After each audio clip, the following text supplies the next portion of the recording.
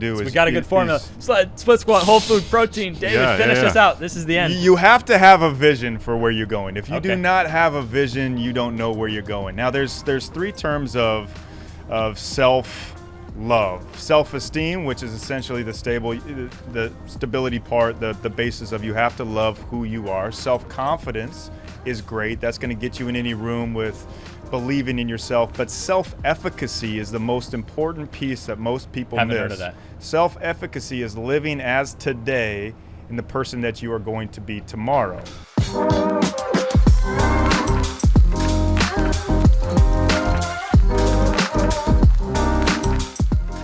All right, so we are recording this podcast live at Monarch in West Hollywood. Max Lugavere, Ben Patrick, knees over toes.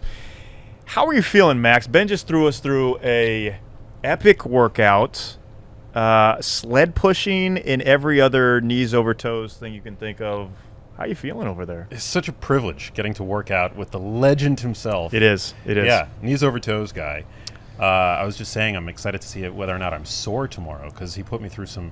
It didn't feel like we weren't using like crazy heavy weight, but the movements were completely novel to my body, and so I feel like that's probably an incredible stimulus. So I'm excited to feel the aftermath. Well, I want to ask Ben this because it's something we've never done before, and people in society, they don't really know what it is, and it's something that's new. And when things are new, it's almost like, man, this can't be right. It has to be the way it's been. It has to be heavy squats and deadlifts. But then, like, me and Max both come in here, we're like, Ben, dude, our backs are killing us. Help us out. So why is what you do? It's different, but why is different a good thing, Ben? Well, if you look at society right now, some things aren't going too well. Yeah. Knees Good point. and backs are two of those things that aren't going too well. We see plenty of health things that aren't going too well. I see things in the education system that aren't going too well. Why assume we can't do something about it?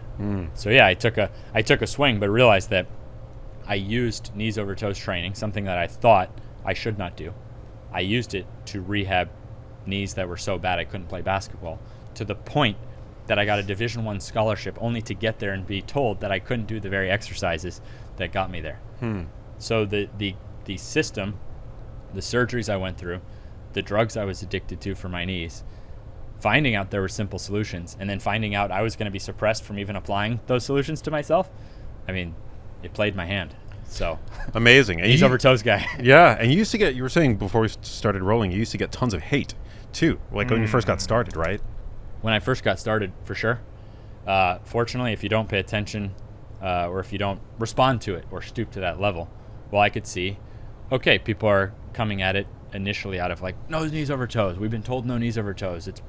So I have to educate better on it. Yeah. And I succeeded in educating on that.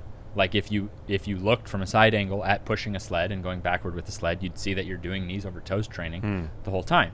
So the idea is not to run from problems that we have, but to figure out a solution. Some people online, I feel like, seem to have an allergic reaction to novel ideas. It's a huge problem. Like, I mean, I get it. We probably have an innate bias against concepts that are unfamiliar to us. There's this tendency for people to be down on what they're not up on. Whereas I think a more appropriate way to respond, especially to somebody who's like field tested all of the protocols that you've advocated for, it's like we should approach these ideas with like an open mind, especially if they don't do harm and if they have the potential to help people. What do you think? I agree. Yeah. I think the hate gave me a lot of. Yeah. I think it hurt a lot at first, and I don't think I've completely solved hate as a subject. I think I just had to realize, well, I'm going to wake up tomorrow and try to help people, and wake up tomorrow and try to help people. Love it. And I would agree with you. I don't know exactly what makes certain people tick differently than other people. And because even before I became knees over toes guy, I wasn't hating on people online. Yeah. So I don't have a reality with what it's like to be a hater online. Right. But I would say we've probably all experienced to some degree resisting something that's new. Like that probably is, there's some degree, you're right, probably have something natural about resisting something that's new. But it's funny when you see like any great thing that's created, when it is created, everybody points at it like they throw hate at it. They say that it can't work because it's never been done before.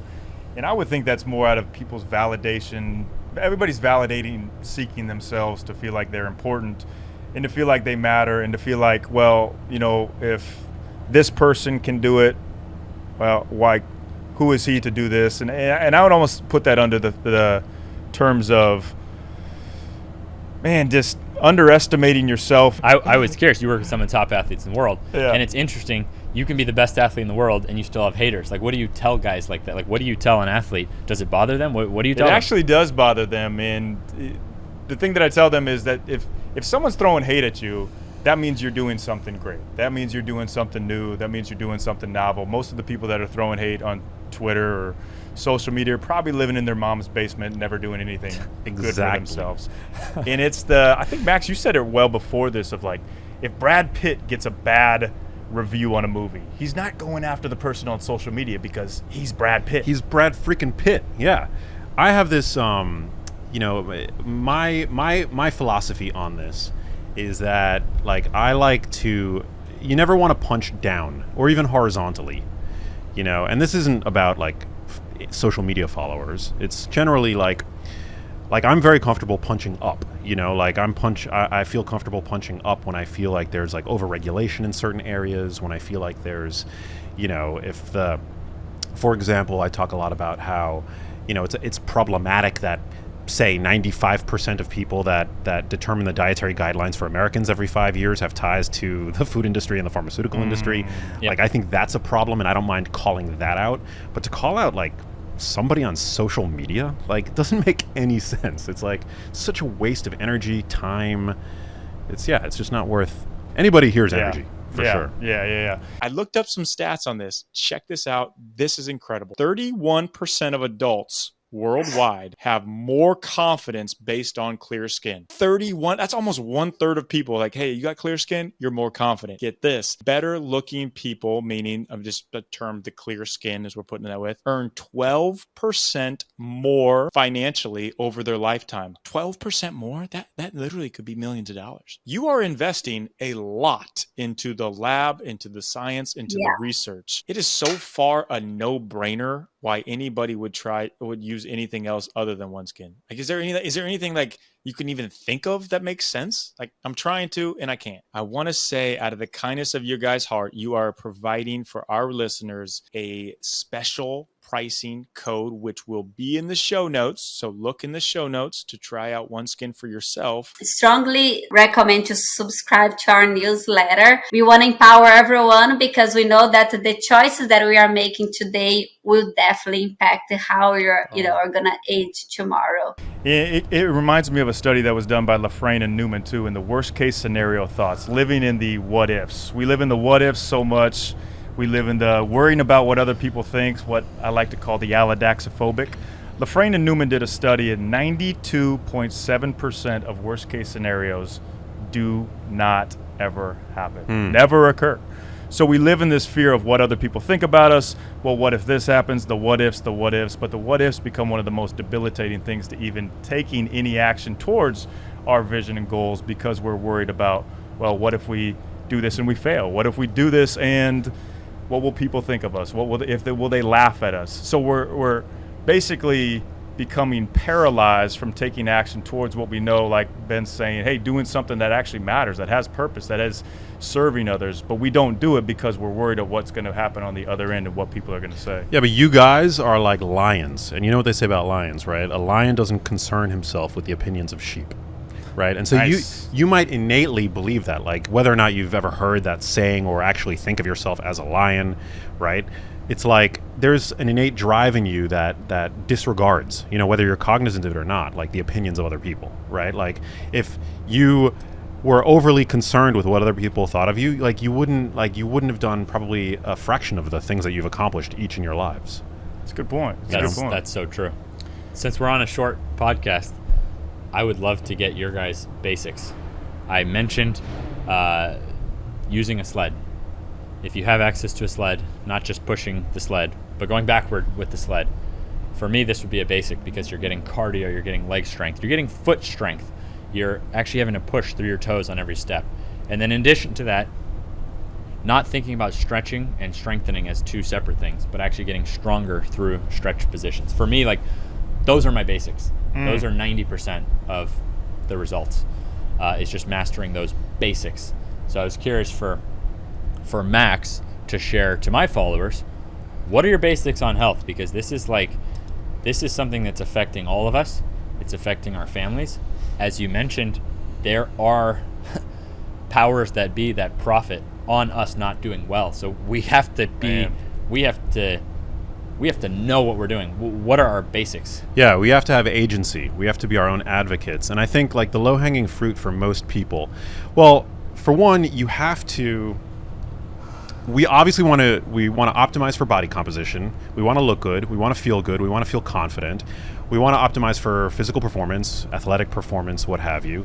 But we also want to keep the long game in mind, which is our lifespan and our health span. And so for me, the low-hanging fruit for most people is going to be really minimizing consumption of ultra-processed foods, which are the foods that typically hang out in the aisles of our supermarkets, which now account for 60% of the calories that your average adult consumes. And these are the packaged, shelf-stable, products with seemingly infinite shelf lives, innumerable ingredients on their ingredients lists, half of which you can't pronounce, which I think is, not the end-all be-all indicator of an ultra-processed food or even a food that's bad for you, but it's a good proxy marker. Like if a food has a lot of ingredients that you can't pronounce, some people might argue and say that, naturalistic fallacy, but actually it's a pretty good, it correlates pretty tightly with a food product that's ultra-processed, right? Like made in a plant as opposed to something that's made from plants or animal source foods. And so we know now that these foods are associated with early mortality, increased risk for conditions like dementia, for cancer. And so you really want to base your diet around whole foods, the foods that hang out around the perimeter of the supermarket, perishable fresh foods.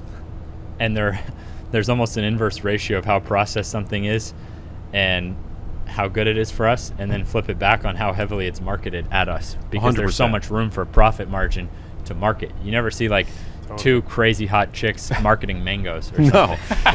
But there's so much money to be made on processed food. So it's like we all walk out there in society with that already rigged against us. But what are the other basics that we need to be aware of and armed with? So eating more whole foods, and then prioritizing protein. Now, when I say prioritizing protein, I don't mean like, eating a hamburger with a side of fries and a small Coke because you've got the protein obviously in the beef patty. I mean prioritizing lean protein, right? Like optimizing for protein calories in your diet, because protein is very difficult for your body to store as fat.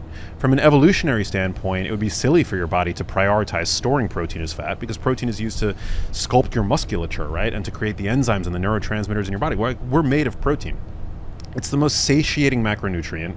So for anybody who struggles with hunger pangs and wants to lose weight, it's like the primary tool that should be used to assuage your hunger, to basically like bring your hunger down. If you're hungry, reach for something high in protein, because people who tend to consume more protein eat less energy. They consume less energy from carbohydrates and fat. Fat is very easily stored as fat, and carbohydrates can be stored as fat when we overconsume them. So definitely prioritize protein. You get a bit of a thermic free ride. In fact, about a quarter to a third of the calories that we ingest via protein are burnt off via the thermic effect of feeding alone. And it supports your musculature, as I mentioned. It's highly satiating. And also, when we eat high protein foods, and I'm talking primarily of animal source foods actually, they tend to those amino acids which constitute protein tend to ride along with other really important micronutrients like zinc, like vitamin B12, like choline, and nutrients that we know support our brain health, which plays a pivotal role in physical performance and every other aspect of our being. That feeling when you are just recharged, you don't have any sickness, no ailments, you have full, optimal energy, you are functioning at your highest level. You want to recreate that? Yeah, sure, you do, I do, we all do. And then you can times it by 10. What I'm about to tell you is going to blow your mind. So hold on here. This is real. Hyperbaric chamber. If you don't know what it is, look it up right now. Look up Eleve Health, ELEVE health.com. It's an oxygen miracle. What it is, HBOT, hyperbaric chamber. It's a simple and non-invasive therapy where you go into this. It places a body in a pressurized environment that allows extra oxygen to dissolve in the blood plasma and travel freely throughout your circulatory system, getting more red blood cells flowing naturally to the body's function. It's going to help you kill off any harmful bacteria. It's going to help you detox, increase your oxygen concentration, resist and fight infection, heal wounds faster, improve oxygen supply, reduce swelling, stop infection, lower inflammation, all while you're relaxing in the chamber. I kid you not. This is what the pros, the top Olympic athletes, what everybody uses for the highest optimization recovery. This is called hyperbaric chamber, HBOT, from Eleve Health, ELEVE Health.com. Message me separately too if you want to get a specific deal on this. Check it out as you're a sports team, if you're an individual, if you're just somebody who loves optimization. It will be an absolute life changer for you. Something I think would be really interesting for people to hear. Max, what are you eating on a daily basis? I was going to ask the same. What would be on your plate if I walk into Max Lugavere's life? Yeah, I take a protein-forward approach. So every meal do you eat breakfast? Yeah, I eat breakfast. What is it? Yeah, I mean, walk us through. And I'm not carb phobic at all. Like, I think carbohydrates are incredibly important for supporting, like physical performance. Like right? you said today before the workout, you had carbs. What carbs did you eat? Yeah, so I've been experimenting with like pre-workout, like some oatmeal. I do like organic gluten-free oatmeal to try to minimize like glyphosate exposure, and I choose to do a gluten-free diet. But I think oats can support immune function. They've got a great source of soluble fiber from beta glucans.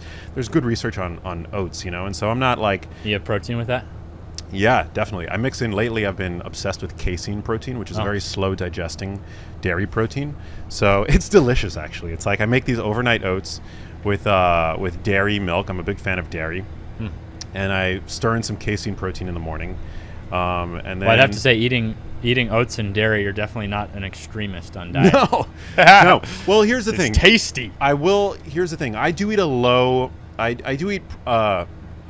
grain diet, and in the past I've been grain free, but I have been experimenting because I aim to not be dogmatic in my recommendations and even with my own diet. Like, I'm always experimenting. I'm always trying to learn and then share what I'm learning with others. And for a long time I was doing fasted workouts, and I feel really strong on fasted workouts. I think I'm benefiting, especially in the morning. Like, I benefit from that cortisol, that diurnal cortisol pattern, which we all get when we wake up.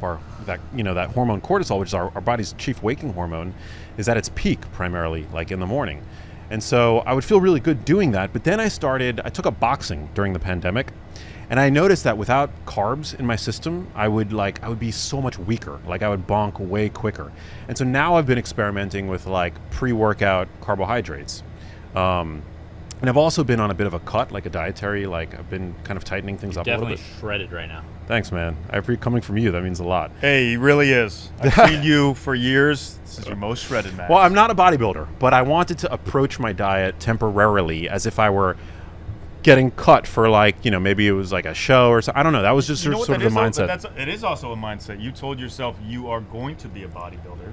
Yeah. Instead of saying, hey, I'm not a bodybuilder, I can't do this, I'm going to train like a bodybuilder. I'm doing the same thing with Ben. In my mind, I have a limiting belief. I've never dunked a basketball. I played professional basketball. Ben says, by 40, you can dunk. And he's so confident in it. Myself, I'm like, no, there's no chance. But if I limit myself on saying there's no chance that I can do it, I've already defeated myself there. There is. Well, yeah, I mean, I knew about the science of fat loss, but, you have data and then you have experience. And so I wanted to actually, do it to learn from that experience. And Sure. one of the most important things when losing body fat is you want to maintain your muscle as best as you possibly can. And carbohydrates are so important because it allows you to keep up that intensity in the gym, which is mission critical to sending the signal to your body. Look, we need to get rid of the fat. The fat is our firewood. We want to burn the fat and we want to keep our muscle. So you want to prioritize protein. That's another reason why protein is super important. And carbohydrates really do help, particularly when you're in a calorie deficit. If you look at, this isn't rocket science. If you look at any bodybuilder when they're prepping for a show, they're keeping their carbohydrates high up until the very last moment, until they really have to cut back even those. Yeah. But yeah, carbs are great. One of the coolest things, though, what you're talking about, it really comes back to the basics, the simplicity of it. You're not eating processed foods. You're prioritizing protein. You're utilizing carbs in the right situations. You can get so detailed and nuanced, and anything when you get into it, even with jumping and working out. It's really basic at the start. Like you're saying, hey, move. Just move is the most basic. Then you can get so detailed in the middle of it. Oh, you can be like, oh, it's got to be keto. It's got to be animal-based. Eat an organ. Have a bull testicle. Whatever it might be. Do this lift. Do this workout. But then at the end of it, it's so simple again. It is what it is. And it comes back from the simple to the difficult to the simple. Now you both, experts in your field, have made it simple again. So I bring the question to you, Ben, as a freak jumping through the gym, looking like Zion Williamson dunking. What are your workouts that you're doing? Yeah, I mean, I ran a gym for 8 years, and by the end of it, my conclusion is there was no such thing as a workout that didn't start with the sled, and that's because I don't know any other solution that you can get healing at the same time as strengthening. And say that again. I think that's so important. I don't know any other exercise where you can get such a strong healing effect for the body while getting your strength and your cardio. So usually when you think of performance, you think, ooh, I'm going to have to undergo some really shocking effects for my body with higher risk. I might have to squat and deadlift super heavy. And it's not that those don't have value, but if you can build on a foundation of the sled, and then from there build on a foundation of having strength through your various stretched positions, you become not only more healed from the sled, but also more bulletproofed from the strength through stretched positions. So when your body's healed and harder to hurt, well, then you can go out and you can practice jumping pain-free as if you had a younger body, as if you had a better body genetically. So for jumping, just as I said at the start, so whether you're wanting to dunk or whether you're 80 years old and you want to exercise, it's still going to be the same basics for me. And I'm sure that's the same if Max was trying to help someone 80 or trying to help someone with their diet who was pursuing dunking, which would require more strength, less resistance in the body, less body fat, and he's going to prioritize protein and whole foods. Yeah. So that's kind of what I was personally looking for, is like, what are the basics, man? I got 2 kids. I'm worried about my business. Yeah. I don't take any supplements. I find myself very interested in the basics. Did we do any warm-up before the workout? No, we just got into the sled. That's what's so cool about it. Whether you're young or you're 80, you can belt up and you can start sledding because it's gentle on the body. So it's this basic that saves me so much time, that gets so many different effects. And I think it's the same. Max, because he's prioritizing real food and protein, he can experiment with his carbs. He can do different things because it's built on the same basic. Totally. And the other thing that I noticed about it, that I mentioned, that there's something about sledding that feels really ancient. Like it's a movement that our ancestors have been doing for millennia. Like your body, like your body knows how to push something. Right? Like across the floor. Like even before the advent of the wheel. Like this is something that human beings have been doing. Homo sapiens have been doing. Yeah. It's like a farmer. And dragging things backward. Yeah. Pushing a sled like a farmer. Call them farmer carries in it. Okay, so sled, and what else would you say in your strength through staples? length is the best way to call it, which is a variety of exercises, but it means not just stretching an area or doing strengthening for an area, but actually strengthening through stretched positions for the area. So an example is that full range of motion split squat, full range of motion seated good morning. Everything we did was getting stronger through stretched positions. Oh, the hamstring ones. What are those called? The Nordics? Even a Nordic, you're actually having to get stronger those as you approach a more lengthened position. Max and I have both torn our hamstrings after that. Yeah. I was going to ask you though, David, what are your, if I was in an elevator and you're like, Ben, I'm 16, I want to make the NBA. Sleds and full split squats. See you later. Nordics, bye. No, but that's. And eat protein. But if the same person says. No, you know what? If the same person says, David, I want to have a great life. Like what? You're in the elevator. What do you tell him mentally? What do you tell him to? So one of the best things that you can do is we got a good formula. Sled, split squat, whole food, protein. David, finish us out. This is the end. You have to have a vision for where you're going. If you do not have a vision, you don't know where you're going. Now there's 3 terms of self-love. Self-esteem, which is essentially the stability part, the basis of you have to love who you are. Self-confidence is great. That's going to get you in any room with believing in yourself. But self-efficacy is the most important piece that most people Haven't miss. heard of that. Self-efficacy is living as today in the person that you are going to be tomorrow. So a tool that I would give a young kid, he says, and I did this with an NBA player, Domantas Sabonis, who's an NBA All-Star.